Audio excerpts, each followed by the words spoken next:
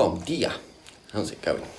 Welcome to today's video. This will be Wednesday's video, or Tuesday if you're one of our Patreons. So a few days have passed since we've done the walls. As you can see, they are looking very good, nice and dry. Yeah, so we can move on to the next part of the kitchen now. There are two parts. We are going to do a plinth for the log burner to sit on, and we need to put up the stone shelving, which is going up behind us here. So there's a few bits and bobs we need to collect for that. Today is actually, this weekend is kind of like a bank holiday weekend in Portugal because it's Liberation Day. So it's the day that Portugal ended the dictatorship. Yep, so it's basically a bank holiday weekend. Shops are all closed tomorrow. So we're going to get some land maintenance done this weekend. So it'll be a mishmash of the sort of things that we need to do to maintain our land, especially now that we're mid-spring coming into summer. So we have this plum tree here that needs planting. It's getting a bit too big for its pot. So yeah, we figured we'd put it on this terrace here to go in line with the other olive trees. Those cork oaks will not be maturing. One of them I'm actually doing an air layer on, so I'll show you when that's ready. So yeah, Frankie's been busy starting the hole for me. So I need to make that a lot bigger and put some compost and maybe some sand and other bits and bobs in there because it's quite dense soil. And we also have this pomegranate tree that needs to go in the ground really. Not sure if we'll get anything off it this year, but it's looking nice and healthy.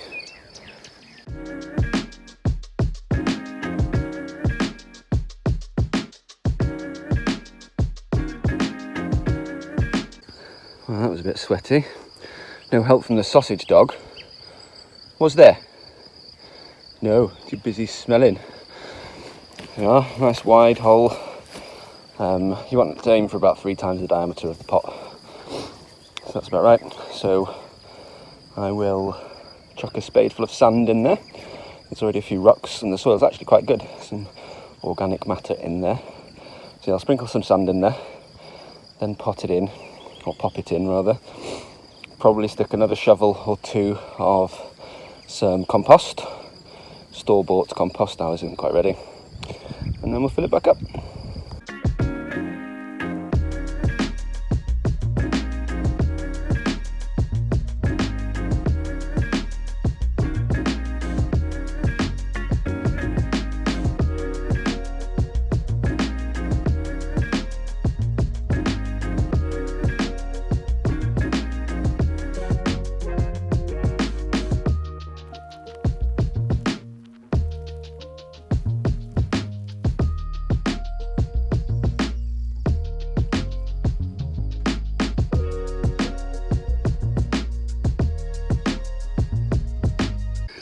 So here is the planted pomegranate.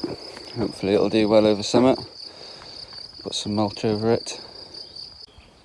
So I said in the last video that I'd give you a little tour of the grapes and the vines that we've bought and the ones that we have.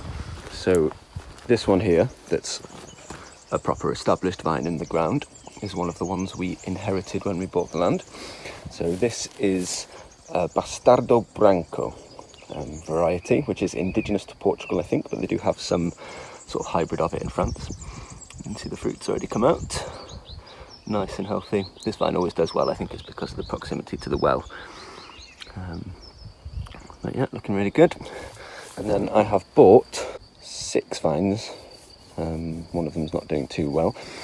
So this is a Moscatel de Hamburg.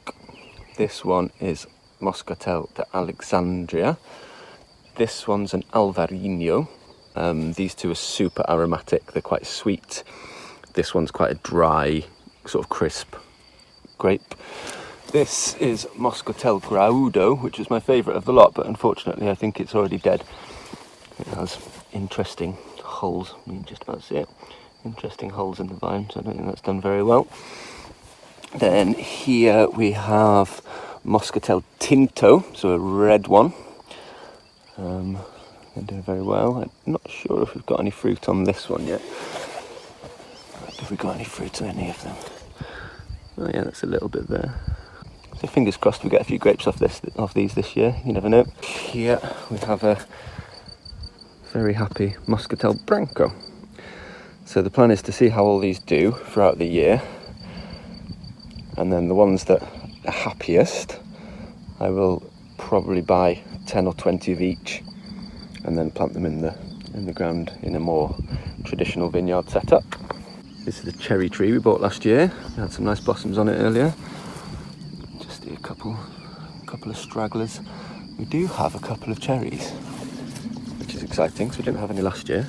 There we go. So fingers crossed they managed to survive and we actually get a couple of cherries off it. Here we have 2 peach trees, you can actually see them. They had real bad leaf curl on them. It's like some sort of fungus thing. It's really quite strange. But apparently if you pull off all the infected leaves, then the ones that come back, that grow in their place, won't have it, apparently. If anybody knows anything else that I can do to help this, then please let us know in the comments. But interestingly, the tree next to it still has the leaf curl, but we have a load of baby peaches on it. Oh, a little dragonfly. Something that's quite annoying about this property is, as many trees as we have inherited, we actually have no citruses on the land. So we, last year, in our excitement, bought a load, and they didn't do very well in the first summer, or even the first winter. Well, interestingly, the ones that we kept in pots did really, really well. The ones that we planted in the ground did not. So this year, when spring started and the blossoming season started, I tried to sort of implement a bit of a feeding routine to make sure that they were getting all the nutrients they needed and all this sort of stuff. And we've actually had a bit of a citrus renaissance. I'm going to show you this orange that we planted. So this little guy here, it's a New Hall orange, I think it's what it's called. As you can see, it's very yellow. It was actually much more yellow than this. It looked like something in autumn. There was no green on it at all. And you can just about see that it started to get greener. And very excitingly, we actually have some blossom on it. So that is very exciting, because I thought this thing was a goner. Yeah, so fingers crossed. Look, you can see there's loads of blossoms on it. And Frankie wants to go and dig the plum tree in. You get it, Frankie? Get it. Get it. Get what? Nope. And this is the other orange we bought. And it's doing very, very, very well. So yeah, we thought these were goners. We really did. And as you can see, they're still a bit scraggly, but loads of new growth. And the fact that we have blossoms means there's a good chance we might actually get some oranges. This is a lime, still with some blossom on it. It's the most amazing smell in the world. I'm not sure if the microphone's picking this up, but there's a swarm of bees there. Whoa, they're everywhere.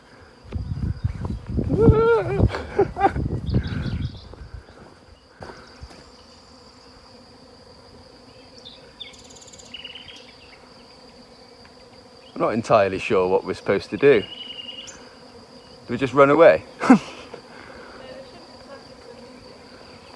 Look at them all.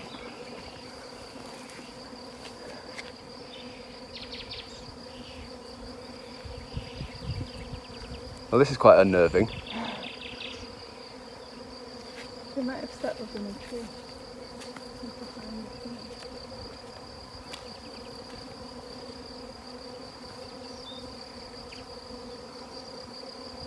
What a noise that is.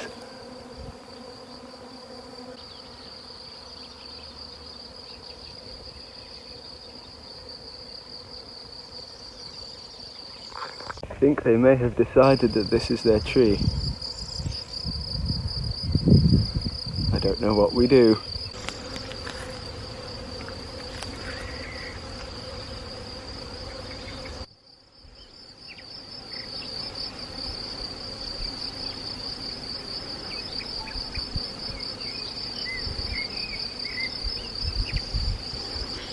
That was very exciting. You can see them all in the tree behind me. They seem to have settled down and yeah, they're just chilling. So I have seen in the past that people actually come and collect these things. They just knock it off with a stick into a box and then pop them into a hive. And I guess as long as you get the queen. So I thought I'd give Nick a shout, see if he wanted to try and attempt the rescue. And he's on his way. So he's about 20 minutes away. So sod's law, they'll fly away like as soon as he pulls onto the driveway. And I'll show you what I'm doing with these vines quickly. These are the ones that we acquired, the new patch of land. So they haven't been tended to for quite a while, but I think they're quite young, judging by the size of them. So as you can see, there's just growth going all over the place. It's not really very controlled and well directed. So what we need to do is take away all this stuff along the bottom here. So these are all like shooters, and they're taking valuable energy off the top of the vine. So we'll start by clearing up the bottom. It's a bit like pruning bonsais really, you want to be able to see the trunk. So there we go. Clear away some of this grass, as it looks better already. And then basically we have like our main shoot up here, and that's where we want to train the vine to grow its best from. Fortunately it is already, you can see there's a tiny little grape flower there.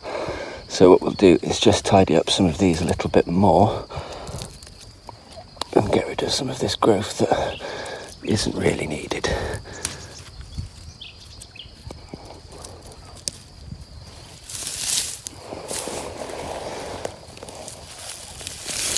Sorry, that was probably awful filming. But yeah, so it looks a bit better. So we need to go around and do these to a lot of the vines, and fingers crossed we get some decent grapes off them this year. The bee man has arrived to rescue the bees. Looking dapper. Take out 4 frames. I'll block the hole up. Well done, here. Carissa the Brave, they call her. Carissa the Stupid sometimes. Cool. Done another layer. Oh, that'll be alright. Quickly shake them in. Do you want a stick? No, you can't hit anything. Okay.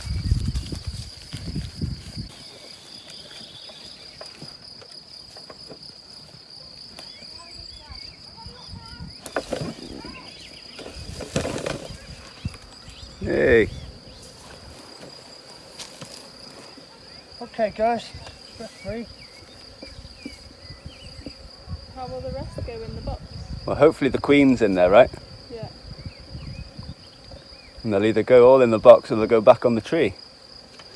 Drone here. What, a drone? Yeah. What does that mean? That means it's probably been mated. Oh. I don't know if that's exciting or not.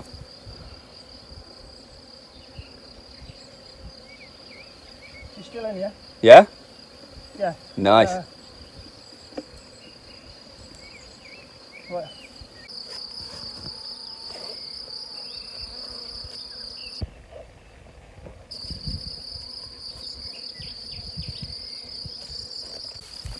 Might need a bit more tape on the bottom of there, just in case. I can't. Say bye, Frankie. Come on. So, unless I am mistaken, that is a boar footprint. We've never actually seen evidence of boar on the land before. You can see a bit of a path going through there, and that's definitely some boar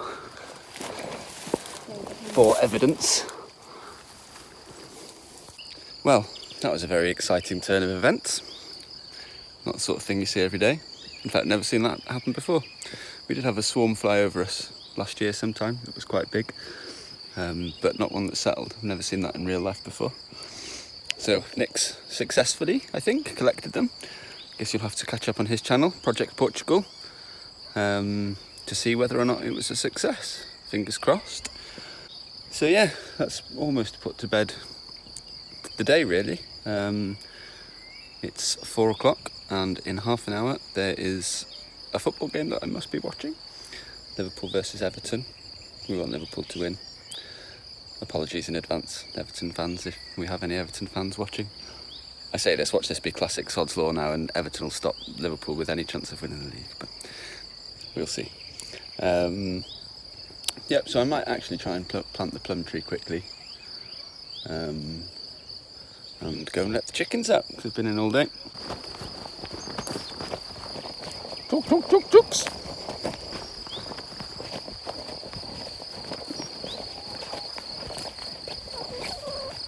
Let me out.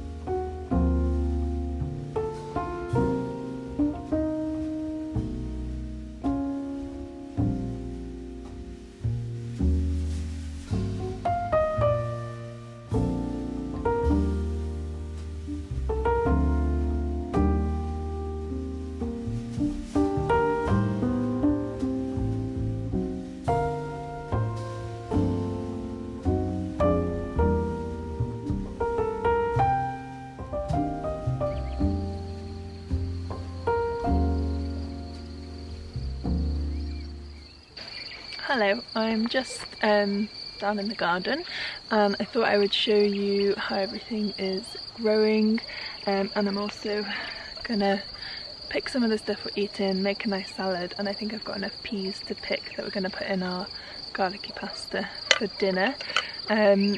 So it's a little bit overgrown in some areas. We're supposed to strim, but we've run out of petrol for the strimmer. I've been cutting some of the paths by hand. I've gotten a bit of tendinitis in the old arms, so yeah, they need a bit of a rest. Luckily we have an absolute downpour hopefully coming tomorrow, so we won't be working outside too much.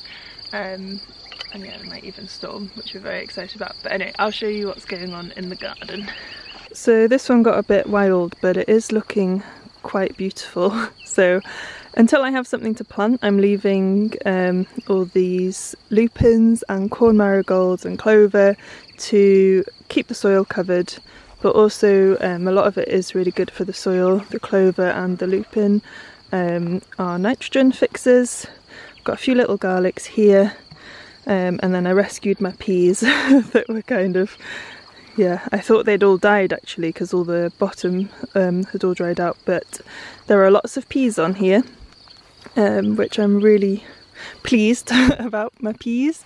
So I'm going to pick some of these. I have also been picking the flowers and these offshoots to put in salad too. The flowers are so delicious and they look beautiful, don't they, Joao? He's got a bit of conjunctivitis, so he's not feeling too great.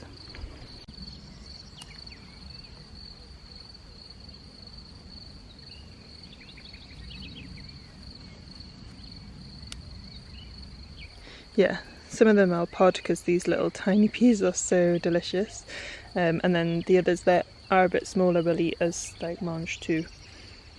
But there's quite a lot on here.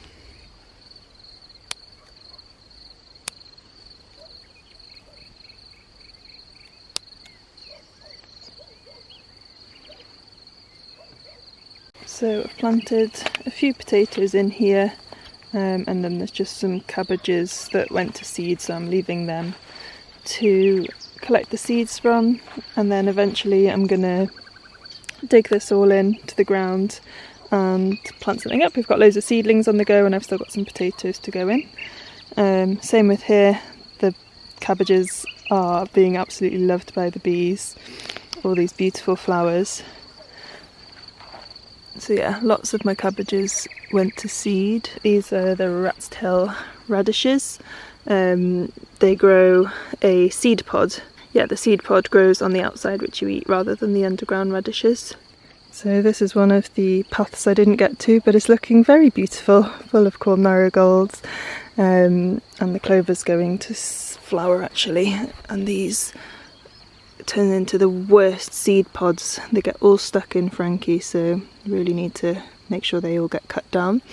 But yeah, here's a onion bed, another path I didn't quite get to, and then this is all my garlic. It's looking really happy, apart from this one at the front, not too sure why. And then some red cabbages, hopefully will fare better. I've got aubergines growing in here. They survived the frost. I put some plastic water bottles over them, so they did well. Beautiful pansies. I might pick this one for our salad actually, because that's quite beautiful and kind of perfect at the moment. So in love with pansies. Yep, got some more coming. And then the Phacelia, which is the green manure, is all flopping over, and eventually that will get chopped back in, but the creatures absolutely love it.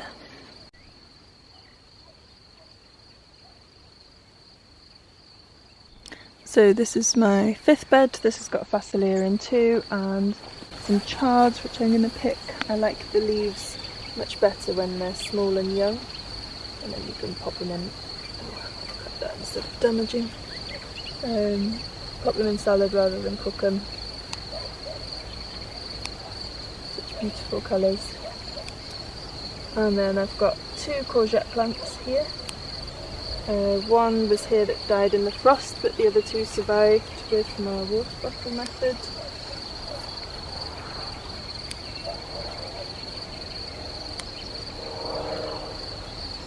And then at the back there, these are the Chinese variety of the artichokes. Thanks for those, Gary. And then bed 6, we have some more peas. Going to try and look after these ones a little better. I'm doing a bit of an experiment with leaving the vetch to grow here, and then I'm just chopping it back to mulch the soil with. My broad beans, I mentioned in a previous video about my green fly problem, and I sprayed them all down with a soap and clove oil mix. It's killed the green flies, but has also damaged all the plants. The weaker ones have definitely not survived, but there we go, they are actually trying to come back.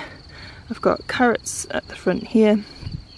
But yeah, I don't know whether to add the solution again, because on any fresh bits I'm coming down to squish the green flies, but they are coming back here. But because the mixture did this, yeah, I don't know what's best to do. But we do have some beans, so all is not lost. And they are just really good for your soil anyway, so they're good to grow even if you don't get a crop, and they're just so beautiful. So you can eat these bits of the broad bean. You could just sort of fry it up. There's black fly and green fly in there. Go away. But because the plants are struggling, I'm not going to take anything from them. But yeah, that is what I wanted to try. But the green fly have defeated me on these. So this is my last strange and wonky bed. This fennel is from last year still, and then it's come back. So I'll put a little bit of this in the salad too. Yeah, you can also make tea with that, and then if you save the seeds, that makes a really nice tea. I don't really like the roots, so I like growing it like this. It's such a beautiful plant too. And then my asparagus is all falling over, so I've got a little structure for that. And then along here I've got some sorrel that will be going in the salad. I'll show you. So this is another plant that's just lasted a whole year. I imagine you could probably cook these outer leaves, but for fresh salad I tend to just take these young, smaller ones. They have a really nice citrusy taste, and they're very strange looking. But yeah, the outer ones are just a bit tougher, and I should probably leave this plant for a bit now, let it grow. some more middle leaves. This is my very sad looking lemon tree that is definitely dead. And I was going to dig it out, but this is happening at the bottom. It could be from whatever the rootstock is. I'm not sure if it's lemon, but yeah, something's going on. So I'm going to leave that. These are my cabbages that are looking a lot happier. I had lost a 2 cabbage root fly. When I pulled them up, they had the little white babies living on them. They had fallen over. So yeah, that was a shame, but these are looking so good. I've got some red onions and leeks here. These were leeks grown as plug plants, and they're doing much better than my seedling ones. So yeah, these are a little bit chunkier. And then some red onions here. Again, these were plug plants. And then these are the really cool walking onions, and they're starting to get the heads on them now. So what should happen is that should grow really heavy, so then it will fall and then reseed itself and then keep walking, and then I think you can eat these bits or the root. So yeah, really excited to see them coming together. And then we've got loads of little borage seedlings. There was a borage plant here last year that all shot up. This is the joy of hand weeding, as you get to spot these little things. Actually, I'll take a couple of leaves off these too. They have a really nice flavour, but a very strange texture because they're very hairy. So yeah, as you can see, it's got these kind of like spiky hairs on. So texturally, I wouldn't put too many in a salad, but for the flavour it's really nice. And when they're all chopped up, it's kind of a bit like a mint leaf in terms of texture, because it's quite thick too. But yeah, they've got a really nice cucumberiness. Just gonna take this onion green because it's nice and thick. That'll be a nice one for the salad. Right, I'll take you up to the little bed I've got by the house now as well, because there's a few other little tasty treats in there.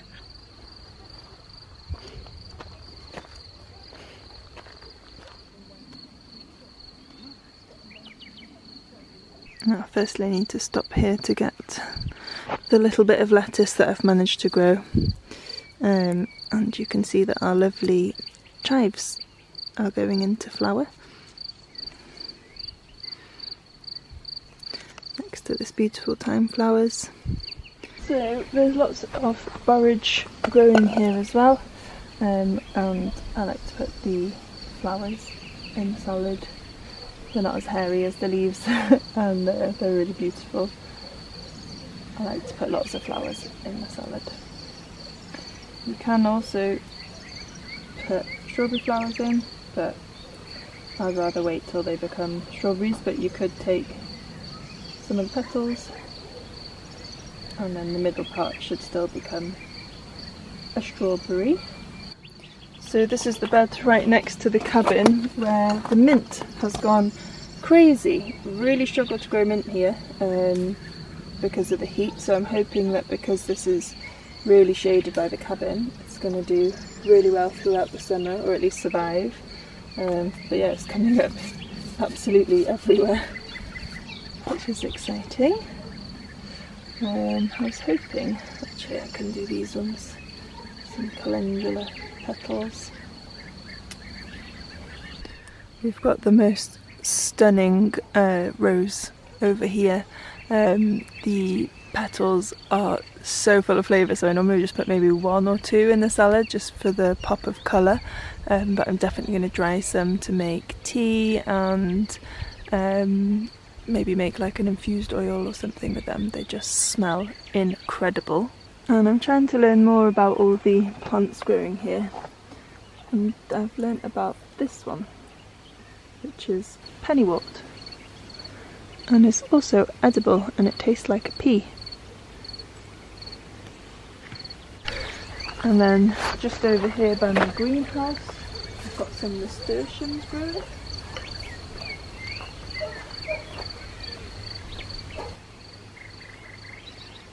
Something else is enjoying these. One of my favourite plants, and I We used to have so many in our allotment and I really struggled to grow them here last year, but got quite a few on the go this year, which I'm really happy about. In fact, there's one in a pot on my potting table that's about to flower. So flowers and leaves are edible, so are the seed pods. I don't know about the roots. So we're losing light, but this is one of my favourite trees. And the blossom of all fruiting trees is also edible. So it's really handy when you don't have much in the way of salad growing in the garden to just go and find all the little bits like this that you can eat instead. So here it is all prepared, just love all the different textures and colours. And then in my opinion, salt is a very important part of salad, lots of salt. And of course, lashings of our own olive oil. Like, yeah, lots. You know you're Portuguese when you use a lot of olive oil. Lemon from the neighbour.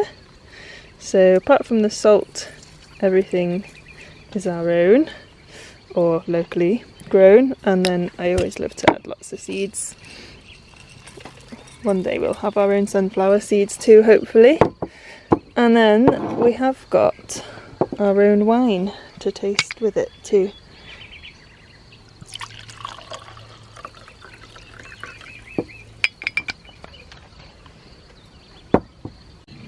So I hope you have enjoyed today's video. Our favourite thing to do is just to potter about on the land and look after it. So yeah, we're going to go enjoy some pasta and some salad. Cheers, we'll see you in the next one.